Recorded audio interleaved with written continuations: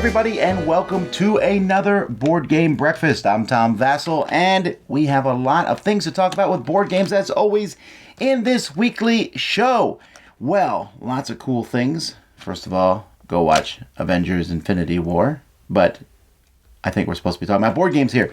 So, a couple things coming up in the future. All right, so we just passed Tabletop Day, and we're now about to move into the month of May. All right, so what's going on in May? Well, first of all, I'm going to be at CMON. So if you're going to be at the Cool Mini or Not convention, I'll be there briefly, and Sam and Z and Mandy and Suzanne will also be there. So hopefully you can come by and play games, say hi to us. That's coming up this month. Also, I'll be at the Geekway to the West, so I hope to see some of you there. And then I'll be at the homeschool convention in Orlando, Florida. And finally, at the end of this month, I will be at the UK Games Expo. So a lot of stuff going on. So hopefully we'll be able to see what some of that stuff. And if not, next month, Origins, it's coming up. But there's still stuff coming from the Dice Tower. Now, last week you saw us do some live stuff from Tabletop Day, or pre-Tabletop Day. You're going to see some more live stuff on this coming Friday. We're going to be playing a couple upcoming games from Colossal Games. So you'll see a little bit of that on Friday. So just keep an eye out for things like that. We're going to be doing live stuff intermittently. Remember, DicetowerLive.com has where all that stuff is going to be. That being said, let's get to the news. Okay, first of all, there's a new place to go hang out if you want to go play games, and that's Gamers Ranch. This is about 2 hours west of St. Louis, 167 acres. You know, you can go out and ride ATVs and stuff, but it's also the big lodge where you can play games. You can hold to 20 people, so if you're looking for that perfect getaway, I know the folks who run Gamers Ranch. They put me up a few years ago when I went to one convention. Wonderful folks, so this looks like something that would be a lot of fun to do. Fury of Dracula 4th edition, we know now that it's coming out October 18th is the date for it. Unfortunately, we don't know much more. It's 2 to 5 players, 2 to 3 hours, so it sounds like pretty much the exact same game. But we know there's going to be differences, obviously, because this is a WizKids version as opposed to the Fantasy Flight version. North Star is coming out with a new game called Most Wanted, trying to commit the most robberies. It looks like a lighter style game from North Star. This is... You know, we're starting to see North Star come out with more games. For a while, they were kind of doing a lot of Wits and Wagers variants and working on their big game evolution. So it's interesting to see more games coming from them. 1830, Railways and Robber Barons. Look out, it's going to be reproducing this one. I don't know exactly when, but I know they'll have demos of it at Gen Con. So that's pretty much all the news I have. So I thought I'd briefly speak about Seven Wonders Armada. This is the newest expansion for Seven Wonders. I give you some more details because I had a chance to play it. In Seven Wonders Armada, there's some extra cards thrown into the mix. You're going to draft one extra card per turn. But whenever you play a card, like a green card, a blue card, whatever, if you play that color, you can pay some additional costs beyond the cost of that card to move one of your boats down these tracks. And these tracks give you victory points or more attacking. There's now a naval attack type thing that hits everybody, not just the two people next to you. There's one that lets you draw new cards. These are like special abilities that you can have for the rest of the game. I found that it added some complexity to the game, but also was a lot of fun. I don't know that I would mix it with any of the other expansions, maybe Leaders. But it does look like, I played it. It was fun, and it does add some new things to the game. So that's Seven Wonders Armada, so keep an eye out for that. All right, Kickstarter time.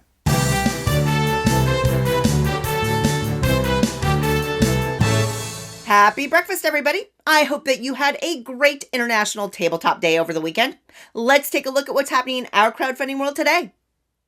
Hellboy the board game brings Mike Mignola's popular characters to the world of cardboard and miniatures. This cooperative game has you controlling Hellboy and his infamous team to solve cases for the BPRD and keep the world safe. You'll get assigned a case, explore the city, gather clues, and locate the final target. And of course, you'll have to battle a variety of monsters along the way. Boost your characters with equipment and leverage their unique character abilities along the way. Hellboy, published by Mantic, is chock full of unpainted minis, and it'll really appeal to the fans of the comics with tons of fan service embedded. You can get Hellboy the board game for a pledge of £95 plus shipping. I don't usually include RPGs in this segment, but I can't ignore it when a popular board game publisher dips its toes into Kickstarter and into RPGs, as Renegade Games has done with Overlight, a brand new tabletop RPG system featuring a brand new universe that centers around these 7 continents called shards that float around in the sky and move around each other in mysterious patterns. Along with the new world, Overlight creates 7 new types of folk that represent a diverse palette of characteristics. Game mechanisms include virtue, skills, and tests, and the unique chroma that includes skills and abilities, but they also come with some risk. Did I mention that the book features stunning Kwanchai Moria art throughout? If you've never played an RPG, Overlight is a chance to jump into a new world of gaming. You can get the downloadable PDF version of the game for $30, or the hardback printed version of Overlight that includes the PDF for $50 plus shipping. City of Kings is a highly variable cooperative RPG-style game for 1 to 4 players. You can play through 7 stories, each with its own objectives to form an overarching campaign, or play through the quicker scenarios that have a variety of difficulties. You'll be exploring the map, gathering resources, getting boosting items, and creating buildings for bonuses. There are side quests to complete, and, of course, tons of monsters to battle. And in City of Kings, monsters are procedurally generated, meaning that there's an incredible amount of potential variability. As you gain experience, you'll level up the over 90 statistics that characters have, including managing their own unique skill trees. This campaign has a really large number of options to add on, but a copy of the base game of City of Kings takes a pledge of £59 plus shipping. Blight Chronicles Agent Decker is a solo deck-building game about a secret government project called Blight. As the elite Agent Decker, you're working to complete undercover missions, each of which has different stages with different goals. You must work to avoid suspicion because exposure means game over. Each game starts with the same deck, but as you work through the missions and face obstacles, you'll be choosing to gain gear but risk exposure, and so on and so forth. On top of that card-driven mechanism, there's also a light choose-your-own-adventure element incorporated as well. There's a compact edition of the game available for just $29 plus shipping, or you can get the full edition of Blight Chronicles Agent Decker that includes a second agent for a pledge of $45 plus shipping. And Tasty Minstrel Games is kickstarting the 10th anniversary edition of Homesteaders. This auction and worker placement game is one of my personal favorites, even making my top 50 list, so I'm pretty happy this is coming back. Players compete in auctions to get the ability to purchase buildings. Purchased buildings are added to tableaus to generate resources through worker placement, and timing and planning counts for a lot in this one. Homesteaders includes custom wooden bits throughout, and this campaign includes the option to add on the New Beginnings expansion that expands the game with a 5th player, more buildings, events, and auction tiles. If you're new to Homesteaders, the base game takes a pledge of $60 plus shipping, or you can get both the base and the expansion for $75 plus shipping. Okay, that's all I've got for you this episode. Hopefully something caught your eye. And until next time, I hope you have a wonderful week. Hello guys, I'm Cardboard Rhino and welcome to Rhino Says Yes. Today I brought a super tiny but clever travel game made in Japan, known with many different names. Around here it goes by the name In a Grove. In a Grove is a game of bluffing and deduction for 3 or 4 players where you try to resolve a murder. There are 7 silhouettes numbered from 2 to 8 and 1 blank. Each round, 3 silhouettes are placed in the center of the table as suspects, and the final silhouette lying down is the victim. Each player receives one of the remaining silhouettes. When the game starts, all players secretly look at their silhouettes, pass them to the right, and look at one more silhouette. The first player chooses 2 suspects and looks at them secretly. He then places one of his accusation chips at one of the suspects. The next player does the same, but she cannot look at the suspect just marked with an accusation chip. When all players have placed an accusation chip, the round ends and players reveal the suspects. The highest number is always the murderer, except when number 5 is among the suspects, in which case the lowest number is the murderer. The blank is always innocent. Whoever accused the murderer correctly takes their chips back, and any chips incorrectly placed are flipped and given to the player who placed the chip on top of the stack. The first player token rotates clockwise, and then a new round begins. The game ends when any player has no accusation chips available available to place, or when any player has collected 8 or more chips. The player holding the fewest chips wins the game. In a Grove is the most abstracted and minimal deduction game I've ever played, and it uses incomplete information and bluffing in a very interesting way. The player order matters, the number 5 is tricky, and facial expressions might give away important information. Since the top accusation chip is the one that gets all the punishment, there is always the incentive to try to trick others into accusing someone who's innocent, but you never know how that might end up. I think it's an excellent game to play anywhere outdoors, so Rhino says yes to In a Grove. You should give it a try.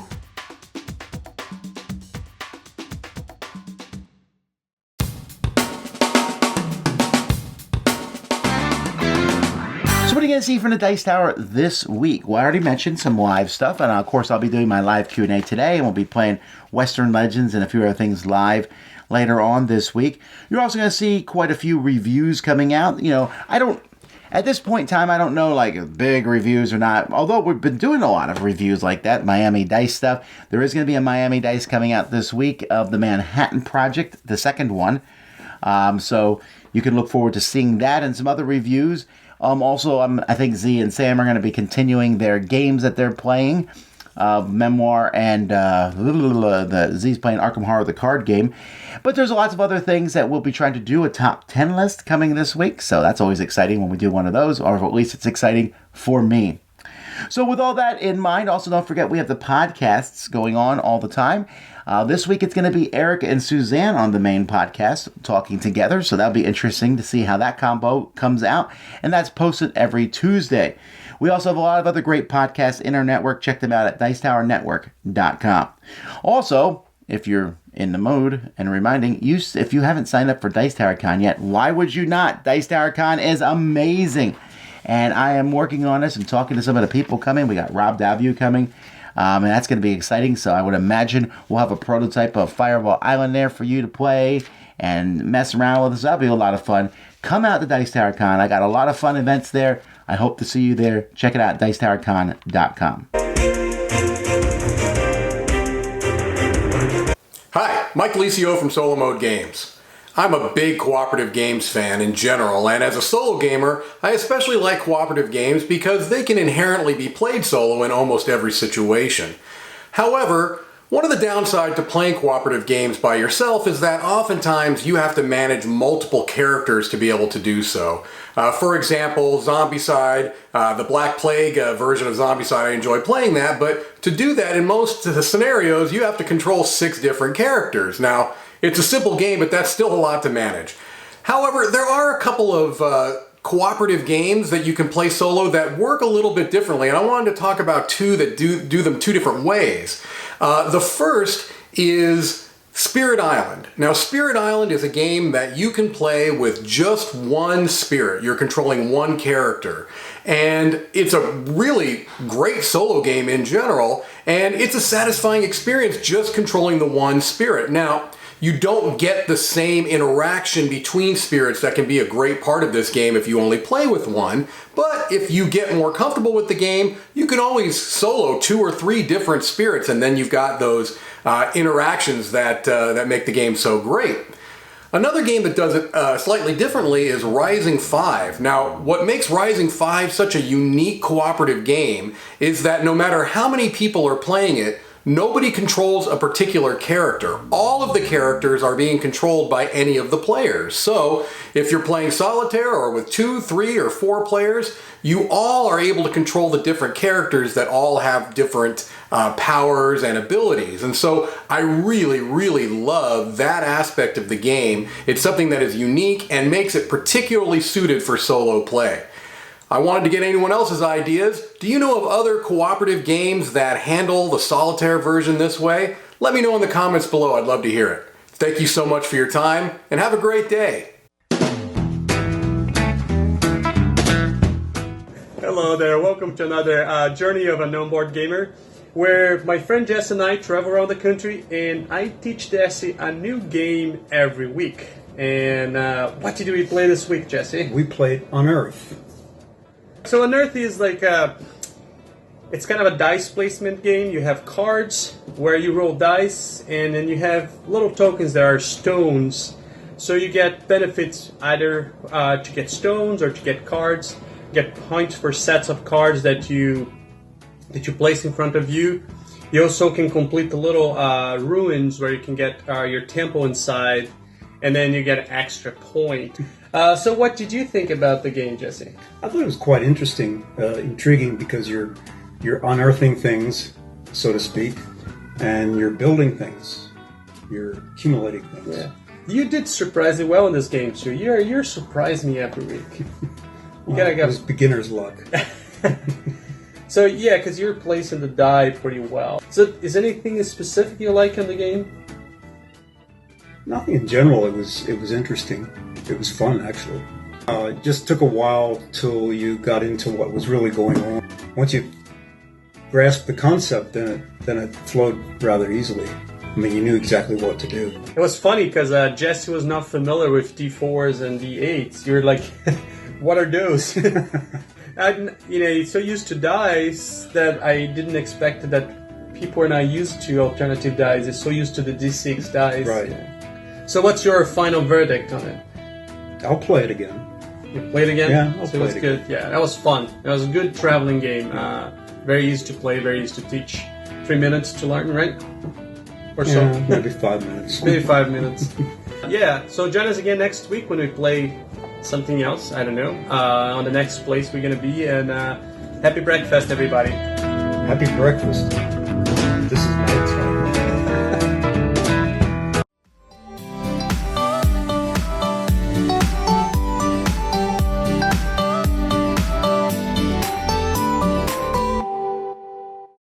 What's up, everyone? I'm Danny. And I'm Derek, and this is You Bet Your Bippy. In this segment, we're going to give you some fun facts about a specific game so you can strike up a conversation at your next game night. And this week's game is Barren Park. Barren Park is a tile-laying game in which you are trying to achieve specific goals throughout the game to score the most points. You're laying down bear exhibits in the shape of Tetris-like pieces, and you have to puzzle them together to create the best bear park. Hey, Hey, did you know that the oldest bear park in the world is Kolschner Park in Berlin? It opened in 1907, and unfortunately, with the death of its last bear, it closed its exhibit in 2015. does that mean all the bears died?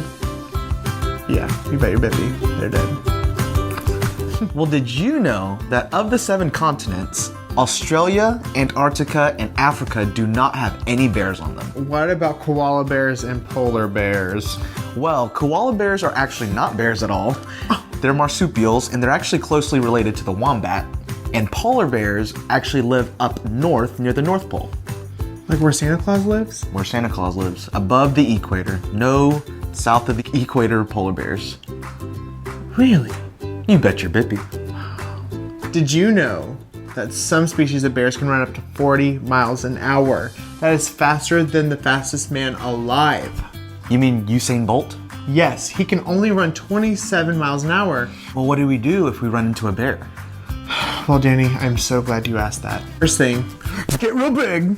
I'm real big. Start yelling things at it. You suck at Carcassonne. And start walking away. Real slow. I hate you. Do y'all know any of these facts about bears? Or do you have any facts that you'd like to share with us? Please do so in the comments below. And make sure you guys follow us all over social media. We're on Twitter, Instagram, Facebook, and YouTube. And we'll see you next week for another episode of Board Game Breakfast. Happy breakfast, everybody. Bye.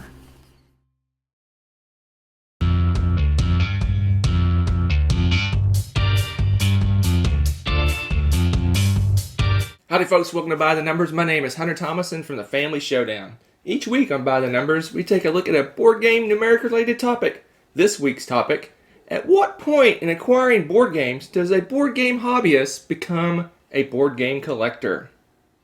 Fairly recently, I went out to dinner with some of my coworkers, and I showed them a picture of my board game collection. They were shocked and aghast. They did not realize that many board games even existed, and how did I own every single one of them? So I wanted to get the opinion of some people from the Dice Tower, so I traveled over to the Dice Tower Facebook page, put up a survey about how many games you think a person owns when they change from a board game hobbyist to a board game collector. Taking a look at this handy dandy chart, we see that I was shocked to find out that board gamers had a similar opinion. It doesn't take that many games to be perceived as a board game collector. Looking at the chart, you see that between 50 and 149 games, 70% of the people thought that was the number it takes to become a board game collector. Looking through the comments of that survey, it becomes quickly apparent it's all a matter of perception. You can own one game and be a collector, or you can own thousands of games and not consider yourself a collector. But, from the outside view, it doesn't take many games for people to think that you're a board game collector. See you next time.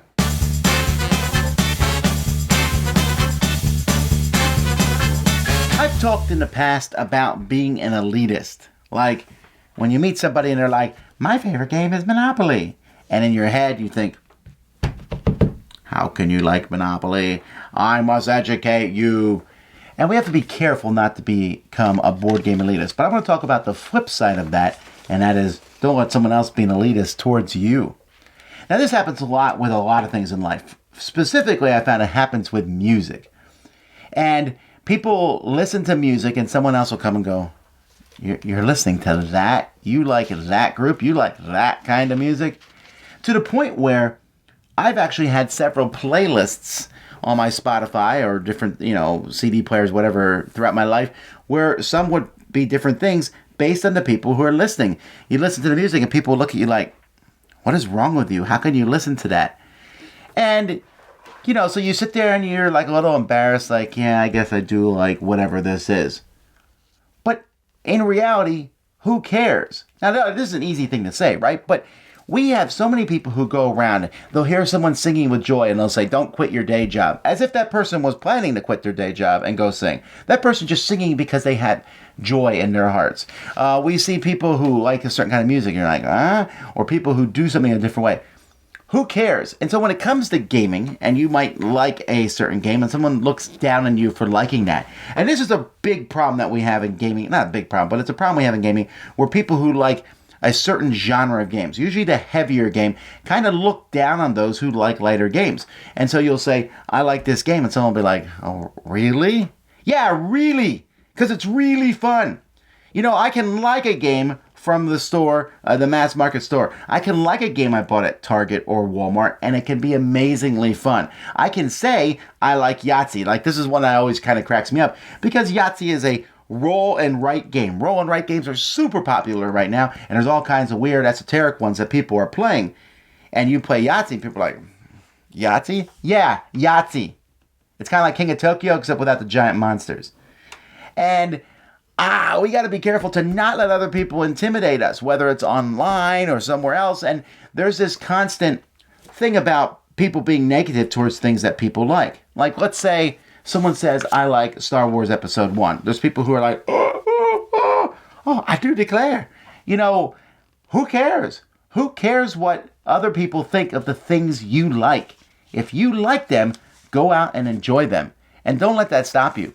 In my game group, we have people who play all sorts of games. We have people who play heavy Euro games. We have people who play really long games. We got people who play Monopoly and Sorry and things like that. And those people don't let the other people. There's a guy in my play group who I love because he plays anything. I mean, he plays things I wouldn't play. So he'll play my new weird game that I have. He'll play, a big Euro game. And then he'll sit there and someone will come in and say, we want to play this, roll and move style game. He'll say, all right, I'll play it. And that's great. He has that ability to go in and enjoy all the games without worrying what other people think. It's going to happen. People are going to judge you. You can't stop people from judging you. But what you can change is your attitude towards that. I don't think you have to rub it in people's faces like, look, I know you hate this game and I like it. But at the same time, I think I'm there for the enjoyment of the game. And if other people are going to mock me for the games I like, and there's certain games, and it happens, right? As a reviewer, I'll say these are my favorite games, and someone will say, You possibly like this game? No one else seems to like that game. Yeah, I know. I don't care. Who cares? I wear weird hats. Who cares? I like games no one else likes. Who cares? Hey folks, today's gonna be a new segment on Board Game Breakfast. My name is Jonathan Brown from Montreal, Canada. And in this segment that's called This Is Broken, I'm gonna talk about a game I really like, but I think that something inside is really broken. Either overpowered, underpowered, or not balanced at all. So bear with me, I'm gonna show you what's broken inside Rise to Nobility. So, this is the part I think it's broken inside Rise Tunability, a game I really like. First of all, I'm gonna explain to you some basic rule. You get a reputation track that goes from 6 all the way to 24 around your player board. Let's say for the sake of this video, I'm at 12. What that means, in a round, at the beginning of each round, you're gonna roll all of those 5 dice there, and on your turn, you're gonna place a dice somewhere to do an action. Usually, the higher the dice, the better the action. But the thing is, the tricky part, it's on a single round, you cannot use dice value higher than your reputation, in that case 12. So, at the beginning of the game, you get dealt one of those cards they call commission card. They act like an objective card that's going to give you points at the end of the game. When you gain one of those cards, you're going to have a random tile like that that's going to go show you 3 dice value. So on your turn, as an action, you can put a die on top of it. And if you complete that tile, at the end of the game, you're going to be able to score that card. But the problem goes with those tiles. You see, there's 2 tiles right there.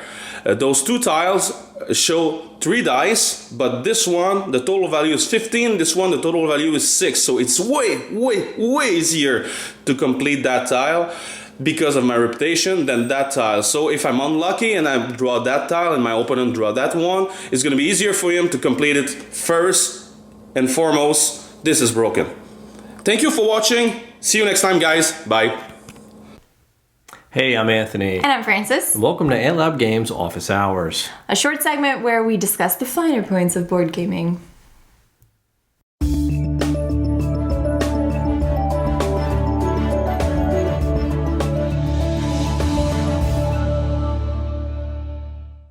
All right, so what are we talking about today? So today we're going to talk about some research. Ooh, research. Yes. So we were wondering, can we predict what games someone will enjoy based on their Myers-Briggs type indicator? What are the typical board gamer personality traits?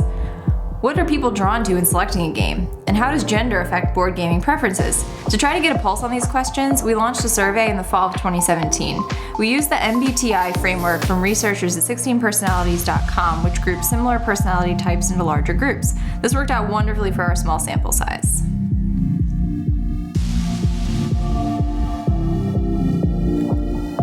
Not surprisingly, 71% of our sample tested as introvert, compared to the average population, which is split nearly 50-50. This may be a key indicator predicting potential interest in the hobby. The MBTI gets a lot of hate, but it was meaningful for us. Our top 5 reported personality types comprise 60% of our sample. These personalities are collectively found in only 18% of the average population. To put this in perspective, you're almost 7 times more likely to find an INTJ and 5 times more likely to find an INFJ at a board game convention than you are walking around Main Street, USA. When asked to rate the importance of mechanics, theme, weight, and components in game selection, mechanics was a clear winner across all personality types. When asked about player structure, we found that nearly half of our sample was not playing at the desired player count, with most preferring 3 to 4 players or co-op and playing at 2-player or solo. While mechanics was the most critical aspect of game selection overall, across every personality category, women rated theme more highly than men did. When asked about mechanical structure, women significantly preferred tile placement over worker placement on average in the top 2 personality categories. Well, I hope everyone found that information as interesting as we do. Yeah, it was fascinating. So that was just a small bit of the research we did. If you want to learn more, you can head over to our website at antlabgames.com. Right, so that's about all the time we have for today. So I'm Anthony. And I'm Francis. We're from AntLab Games, and we'll see you next time. See ya. Happy breakfast, everybody. Today I'm going to talk to you about 2 games that are kind of the same thing. And that's Century Spice Road and Century Golem Edition. They are, for all intensive purposes, the same game because they play exactly the same. It's just a visual difference, and therefore a theme difference as well. No longer are you a merchant that's selling their spices for point cards. You're now collecting gems, or crystals even, and then delivering those. Now, it does get rid of one of the big problems I had with the game, that means that the red saffron cubes were worth a lot less than the brown cardamom seeds spice, which to me is completely illogical considering how expensive saffron is. So theming wise, it gets rid of that problem. And then you've just got sort of the slightly less real world golems that is kind of harder to explain to people, but does seem to get people more interested because it's a bit more vibrant in colour and the gems are shiny. Who doesn't want shiny crystals to be playing with rather than kind of lackluster cubes? And this is where I kind of can let the theme go. The theming is definitely stronger on the original, but if more people are going to actually want to play the slightly less or different themed Golem edition, then surely that's the one to keep, because it'll get played. But anyway, let me know which one of you prefer, which one, if you've had both, did you keep, and why in the comment section below. And I'm Oliver East, signing out. Hey everyone, Chris Renshaw here from the Boards and Swords podcast. And yes, it turns out you guys do want to see what's on my shelf. So let's get to it. Welcome to role playing. And first off, we have one of my favorite RPGs, which is the Cypher system from Monte Cook Games. And then following behind that, we have a whole bunch of supplements and stuff. We got an adventure for various games, Expanded Worlds, which adds even more genres and character options, Gods of the Fall, which is a fantasy where the old gods have died and you play as the new gods that are rising up. And then we have Predation, which is a time-traveling adventure thing where you are from the future stuck in the Cretaceous period. And then lastly for that we have Unmasked, which is a superhero adventure set in the 80s where it's like a psychological horror where you make these masks that turn you into a different superhero, but the mask may be controlling you, or maybe it's not controlling you. And then this I haven't played. This you've seen me talk about before, the DC Adventures Mutants and Masterminds version from Green Ronin.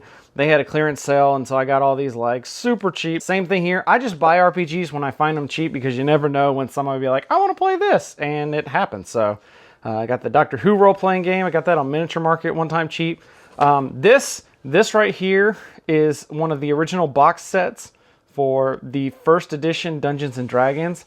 This and this player's handbook here are really, really special to me because my grandmother actually found these among her books. These are her books that she got back in the 70s. So now we're getting into the D&D realm. So just these are reprints that were done of some original first edition D&D stuff. This one even includes Tomb of Horrors. Here is the first edition Monster Manual reprint. I already showed you the player's handbook. And then we move into the only second edition book I have, which is Advanced Dungeons & Dragons, the Complete Thieves Handbook. I saw this for cheap at a con, and I always play, or I've been playing a lot of Thieves recently. So that is what's on this version of the shelf. Let me know if you want to see some more. And make sure you follow me on all the various social medias and subscribe to my YouTube channel for more great RPG and board game content. In the meantime, may all your hits be crits. Hey guys, I'm Mandy. When I'm not playing board games, I'm sleeping. And when I'm not sleeping, I'm eating. But when I'm not doing either of those things, I like to watch television. When I seriously got into board gaming, I started to notice when I would watch television or movies, all the board games that were in the background. So then I would start to press pause and look at them and be like, what board games are these characters playing? But then I started to think even deeper than that. And I started wondering, would these characters actually play these board games? And that's why I'm going to talk to you about Mandy's 5 examples of board games in television and movies.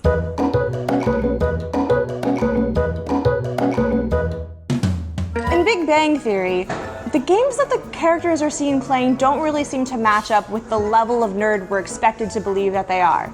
The game choices that I've seen in a couple episodes are Ticket to Ride, Forbidden Island, and Settlers of Catan. All great games. But wouldn't you more likely expect that Sheldon and the gang would be playing the latest game they kickstarted? Be excited about Rising Sun, opening their copy of Gloomhaven. So that's why I don't think that's the best representation, and I think they really hit the mark with that one. In Freaks and Geeks, the Weird Parents are seen playing a game of Pit as a way to entice their kids to stay home on a Saturday night, which ultimately fails. This is a great example of a good choice of a board game in a TV show because it's historically accurate, it would have existed in the 70s, you could see a family owning Pit, and just like the way that they're so pumped to play it with their kids is really adorable. Wes Anderson is known for his attention to detail and his style, and Royal Tenenbaums does not disappoint. In the Tenenbaums family closet is a bunch of classic Americana board games. You got Scrabble, Operation, Stratego, any game you can really think of from that genre of time. But where it really starts to break the illusion is where there's multiple copies of Operation, multiple copies of Scrabble. Who owns that many copies of Operation? So while we give him an A for effort on choosing a whole genre of board games to fill up that closet, the attention to detail is a little bit lacking on that one. The IT Crowd is one of my favorite examples of board games in television shows. It's a TV show about a bunch of IT guys who have a really kind of eclectic looking office, and in the back shelves, if you pause, you can see a bunch of board games. Memoir 44, Mystery of the Abbey, Shadows over Camelot, and Ticket to Ride. Someone's friend with Days of Wonder. A little bit later on in the show, they host a board game vlog called Game Board. And in the background are a couple of awesome games like Runebound, Robo Rally, and Descent. I think this is probably the best example of the creators of the show really thinking in detail what board games that the people in the show would actually be playing and putting them in the background. Orphan Black is another example of a television show that just goes above and beyond in showing board games on their show. Not only are they specifically chosen props in the background, but the board games actually have a purpose in the plot lines. Over the course of the show, they've chosen such heavy hitters as Rune Wars, Agricola, Dead of Winter, and even recently, Gloomhaven. The games in the show aren't just props, but they're chosen for specific reasons that interact with different characters. Agricola was specifically chosen based on how a certain character would react to the game, so it goes above and beyond just being a prop in the background, but it actually plays an element in the plot. So remember, those were just 5 examples. There are many more. If you want to bring some up, just reply in the comments, and we'll talk about more board games and movies and TV.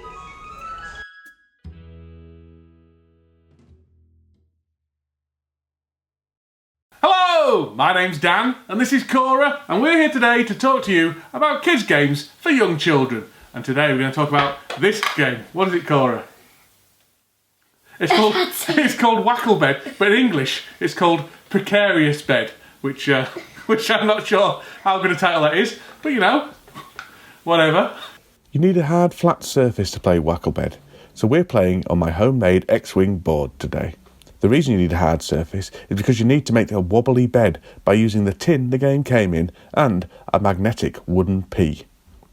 The game's based on the fairy tale The Princess and the Pea, and in it, the players take it in turns to place a card on top of the wobbly bed, and then place a wooden princess back on top. They can only play the card, however, if it's different in both its bedding type and its colour from the one directly underneath it. If they can't place the card, then they have to pick up another from the draw pile. If the princess or some cards falls off the wobbly bed, then they also have to pick up another card. The winner of the game is the player who gets rid of all their cards first. So Cora, what do you think about Wacklebed? It's good. What do you like about it? I like that it's a bouncing game. Yeah. It's like a balancing game, but it's also a card game on top. It's like a combination of a balancing game, dexterity game type thing, but also a kind of very simple card game. I like it because you can it's a bed that goes there. Yeah, you have to cover up the different peas and things like that. There. And the box is the bed. That's the other thing we like about it. I really like any game that you can use the box. Yeah, like Spinderella as well. Yeah, Spinderella, that's another one you can use as the box as the game, bit of the game. The box is a component of the game. So, we give Wacklebed, or Precarious Bed, to Sleeping Thumbs Up. Hello, welcome to Tantrum House HQ. I'm Katie Pills. And I'm Will Meadows, and today on the Throwdown we've got Cash and Guns from Repost Productions in the red corner. And Dead Last by Smirk and Dagger in the blue corner. Dead Last from designers Grasso and Patton is a 6 to 12 player social elimination game. The goal of the game is to eliminate all the other players in order to collect a bunch of gold at the end of each round. In the game, each player is given their own deck of colored cards, and they must work quickly to form alliances before revealing a card. Whoever receives the majority vote is out of the game, as well as anyone who did not vote with the majority. If 2 players make it to the final showdown, new cards are used, and a prisoner's dilemma mechanic is employed to determine how to split the gold. Several rounds of the game are played until one player makes it to 25 points. In Cash and Guns, from designer Ludwig Montblanc, players take on the role of a bunch of monsters who have just returned from a heist and have to decide how to split their loot. Each round, the mob boss calls out instructions and has players loading their weapons and taking aim. The mob boss gets the chance to make one player redirect his shot, and then after a shout of bonsai, any of the players who have decided to remain in play reveal their bullet cards.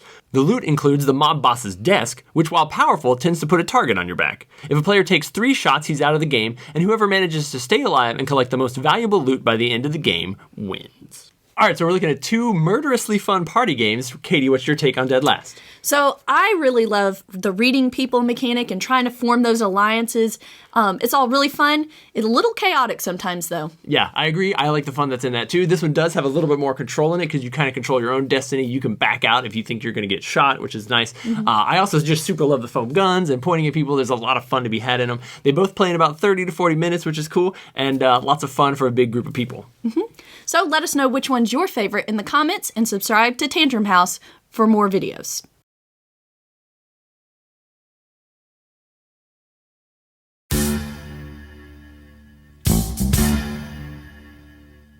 Greetings, Dice Tower. My name is Matthew Wright. My name is Gary Baxter. And we're with the Fighting Dirty Podcast. And this video is Tom was wrong about chaos in the old world. Boy, was he wrong. Back in 2011, Tom and Sam reviewed Chaos in the Old World. They gave it 2 thumbs down, 1 thumbs up. One of the big reasons they couldn't get over this game being so 2 thumbs downish was that the theme was too much. There was too much gore, too much demon, too much killing, too much assumed death. But you know what, Tom? You're wrong. Back in 2011, maybe you were right. But it's 2018 today, Tom. Dice Tower loves games like Pandemic, The Others, Zombicide. Sure do. That stuff's way worse than Chaos in the Old World. There's so much death. Pandemic, the whole world dies. You know this, Tom? We literally...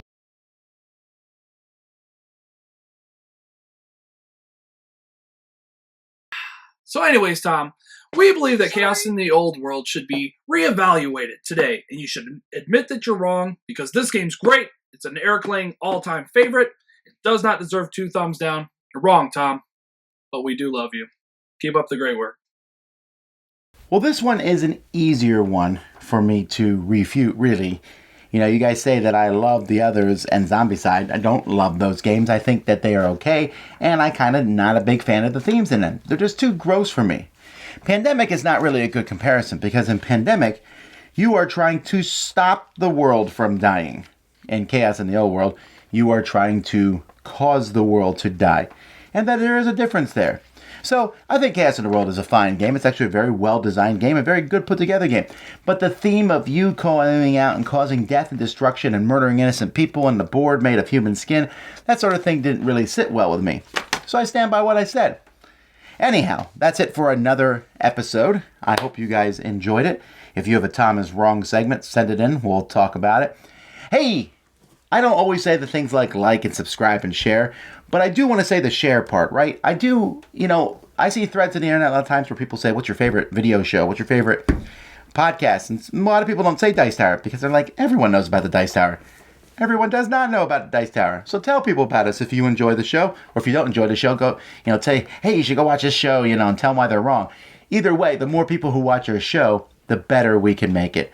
Thanks so much for watching. Thanks to all my contributors for doing an amazing job. Until next time, I'm Tom Vasel, and this has been Board Game Breakfast on the Dice Tower.